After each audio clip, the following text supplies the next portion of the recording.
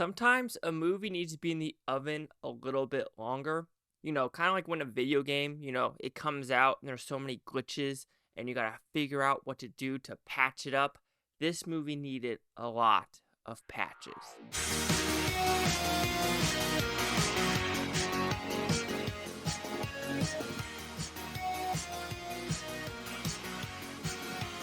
Chase Lee Hockey here, the Blue Futon, reviewing The Firing Squad. So what's this about? Pretty simple premises based on true events.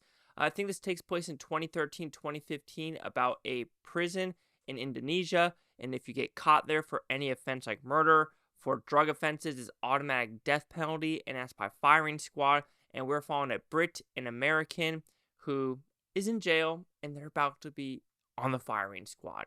So to like this film, I think I remember watching this trailer once during another religious movie, and I said, "Oh no, the trailer's not good. The trailer's not good." So it finally came out, and I was like, "Okay, we're still gonna see it because for all we know, things change from trailers." And unfortunately, it doesn't.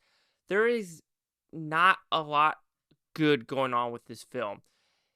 It just felt very studenty, and the products, the production design, the editing, the acting, I want to call it the special effects, like the green screen effects, nothing worked. The positives I could say is the ambition is there of the director. He wrote it as well, and he wants to tell this story about political prisoners. Not really political, but more religious prisoners. Not even that either. It's finding religion in prison knowing you're going to die. So it's kind of a weird undertone, too, of knowing you're going to die, so you got to find God. And a lot of older people do that as well in the world, where they know they're about to die and maybe they're by themselves, or they're just terrified, so they find religion to hope that they have a good afterlife, or they go to heaven and not hell. So I like that. I like that message that they're trying to say about these prisoners. Unfortunately, I don't know if any of this is real, because the true events are people dying in prison in Indonesia. This Brit in America, played by Cuba Gooding Jr., is the American. Kevin Sorbo is also in this as well as one of the pastors in the church that he's about to die as well. So yeah. All right. Done with the positives. Okay, we're going to go down to why I think there is so many issues with this film. All right, we can start with the little stuff like the costumes. Okay, the prison costumes, the prison guards isn't atrocious. I understand what they're trying to do, because you're like, they're in Indonesia. Why is all the prisoner guards not Indonesian? Like, there's not a single Indonesian prison guard. And they explain that this is a international prison where people's countries don't care that they're there, blah, blah, blah. Fine. However, none of them are matching. This reminded me of like a third world country, like military, where they just grab as many uniforms as possible. However, this is a prison. So you expect, okay, the warden is not going to wear ABUs. They're not. And then all the prison guards are just wearing random, throwaway military battle gear. And I'm just thinking, like, I was going to say battle rattle, but they're not wearing any armor. But okay, so yeah, that is that. It's like, what are you doing here? All right, and they continue on their shackles. Especially the one Cuba Gooding Jr. and the other guy is going to get shot. They are the most plasticky chains you could ever find, especially when Cuba Gooding Jr. does this and it like hits him in the face and nothing happens. So it's like, at a point, I understand that you want to show these big ass shackles, but just get handcuffs instead, because it'll look more realistic and it doesn't look like a freaking second grade play. Okay, there's also a scene when it comes to costumes where they're going to sneak out of the prison and they're going to act like media. Okay, one of the worst plot points ever, because there's no way. Like, first off, this prison apparently has no big door, right? Apparently it's just open, and the only thing stopping prisoners from leaving are a couple prison guards. Like I said, there's no door, there's no nothing. Okay, and so they escape prison, which where they change their clothes at, it's like, can you not go in that building that's right there? Where did you get the clothes? First off, why is there a guy in a Dodge pickup truck ready to pick you guys up? Like, nothing makes sense for this quote-unquote getaway at all. Like, seriously, you're just like, what is going on? Okay, production design. It felt like this is like a old army barracks that they just found that was not used. Yes, there's a lot of military buildings that aren't used, so I'm guessing that's what they use, okay? But, okay, continuing to that, there's a scene where I think Kevin Sorbo's his execution, and he is going through a gate, right? And going through the gate, you notice, long gate, you got the barbed wire at the top. But if you go 10 feet down, there's an opening. It's literally a random gate that makes no sense. So it doesn't look good. I did that with Madam Web, where it's like, where are you going? What are you trying to do? It doesn't work. Solitary confinement. This guy's in solitary confinement. It's basically a weird metal chain link fence, right? The main prison guard closes the gate. You're not locking the gate. At least have some acting or just think. And that's what I think.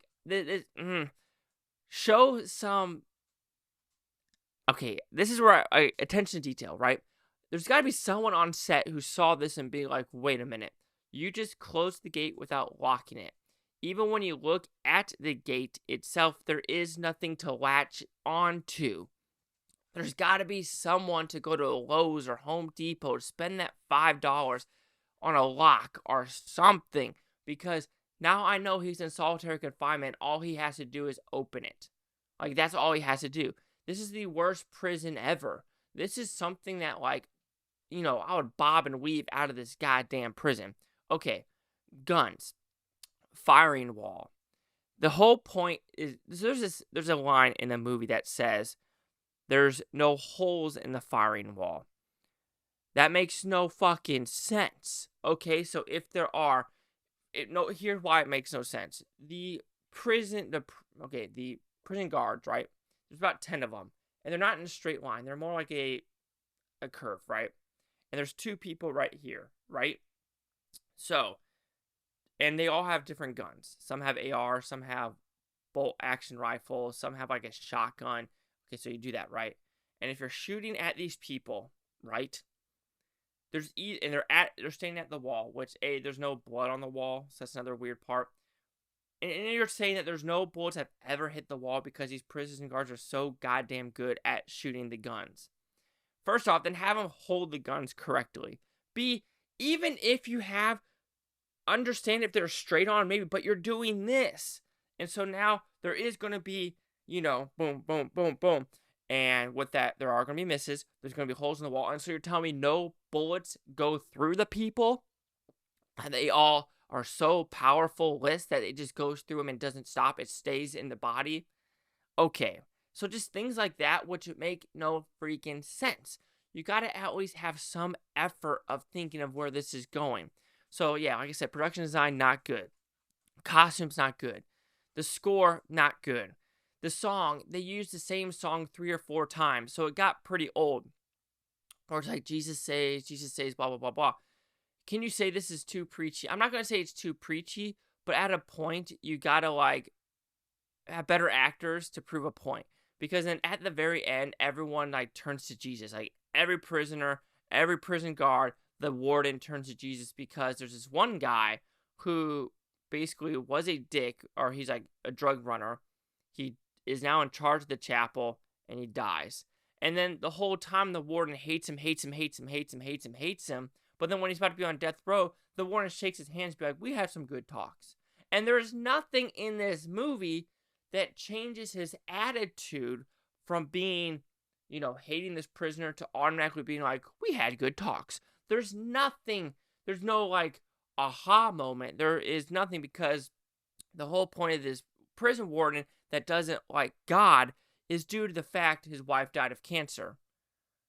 But you got to have at least some dialogue between them to show it. It doesn't. The only real dialogue is him and this one girl that comes into play, and they marry a day before the execution.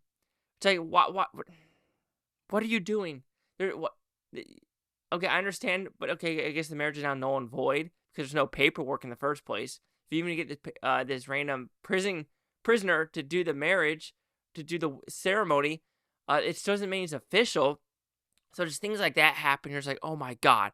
So like I said, Then the writing, like I said, there needs to be attention to detail. Of like, yes, I understand you want to go to Laos or Hong Kong, United States, and it was a lot of green screen, especially like green screen with them like on the street looking for taxis and just placements of them doesn't look good. And them driving a Ferrari, like I understand you wanted to make it look like they're rich, and it looked like they had this Ferrari for like a day, and they were so scared to make this Ferrari go fast that they're like, we're gonna go 15 miles an hour, and we're just gonna circle the Ferrari like this. Like, I understand there are so many points, like even Bad Boys, which that makes sense because even Will Smith said in Bad Boys 3, they had to do that with the Ferrari as well, like make sure nothing fucking wrong happened to it. So in the acting's not good with any of the prison guards, the prison warden. Yeah, I can say, Cuba Gooding Jr. overacts when he's singing. Other than that, I don't think he's that bad, but you could tell how far Cuba Gooding Jr. has gone, which, you know what, more power to him to actually still trying to do movies. But yeah, acting's not good. The directing is just, the placement of the people, not good. The sound design, you need to have better microphones because the first 20 minutes, you're like, what are they saying? And when the theater, like I said, is laughing at the scenarios instead of going with the people, that's not good. Because a lot of this movie is just in a piss poor prison with chairs. It just doesn't work as a movie at all. This needed to be in the oven so much longer. So overall, The Firing Squad, yes, this had good intentions of trying to tell a story of prisoners learning about God before they die. Sure. However, everything else doesn't make sense. The writing, the production design, the costumes, the look, the feel, the different character dilemmas, the different character arcs. Nothing works in this film. And it's kind of a bummer because it's not like I hated this film, but you watch it and you just go, I can't. I just can't. So The Firing Squad will receive a 0.5 out of 5 with Futon, because at 10%. And usually I give 10% to movies I absolutely hate. Did I hate this movie? Not so much, but it is just so incompetent. Which, yes, I know movies are very hard to make. I understand that. However, at a point you need to be like, we either need to find something a little bit better or change some other things to correlate of what actually we want it to look like. Maybe the ambition's too high, and maybe we want to tone it down with all these moving to countries back and forth, back and forth. So to the critics' new scores gave this one. So the audience has given this a 74% with 50%. I really want to know the true story. So the Common Sense Media did give this one a 3 out of 5. Wow. So a real reviewer, we have some audience score of 1 out of 5, a 5 out of 5, a 5 out of 5, a 2 out of 5, a 1 out of 5, a 1.5 out of 5. Yeah, like I said, there's a lot of people that are watching it, but it just doesn't work for me. So I'm sorry. So 74 for the audience right now, my 10%, and the one review is a 60%. So, I mean, like I said, I don't hate this movie, but I look at so many movies and I look at errors in movies, and this is just too egregious to not talk about.